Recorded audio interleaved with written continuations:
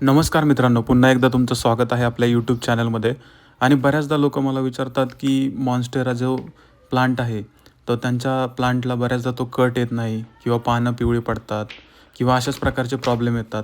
तर म्हणून मग आज आपण मॉन्स्टेरा या विषयावरती बोलणार आहोत.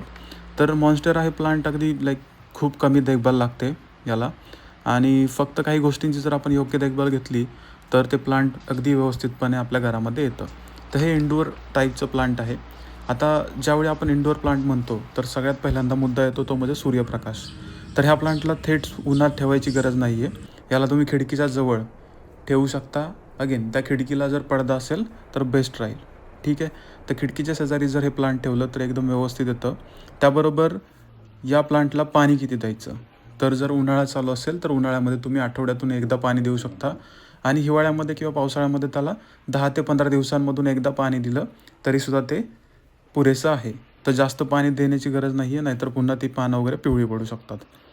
आता पुढचा मुद्दा येतो तो म्हणजे माती कोणती वापरायची आणि कुंडी कशा टाईपची पाहिजे.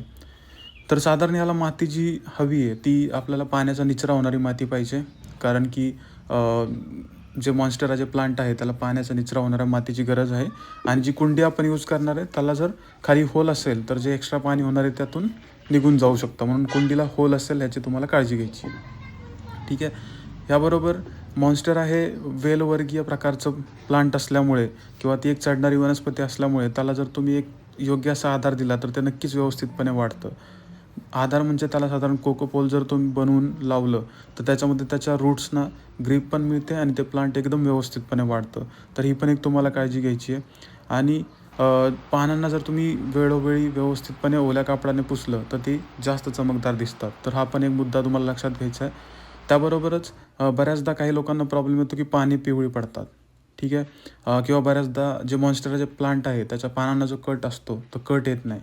त्याच्यावरती सोल्युशन हे आहे की पिवळी जर पाने पडत असतील तर लक्षात घ्या पाणी जास्त होतं आहे. त्या केसमध्ये आपल्याला पाणी कमी द्यायचं आहे. जसं मी अगोदर बोललो की जर उन्हाळा चालू असेल तर वन्स इन अ वीक, आणि हिवाळ्यामध्ये 10 ते 15 दिवसामधून एकदा पाणी द्यायचं आहे.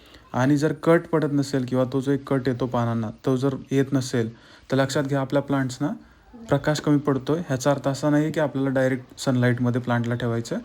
तर साधारण खिडकीच्या शेजारी जे इनडायरेक्ट सनलाईट मिळणार आहे ते सुद्धा प्लांटला इनफ आहे. तर तशा पद्धतीच्या वातावरणामध्ये तुम्हाला आपल्या प्लांटला ठेवायचं आहे.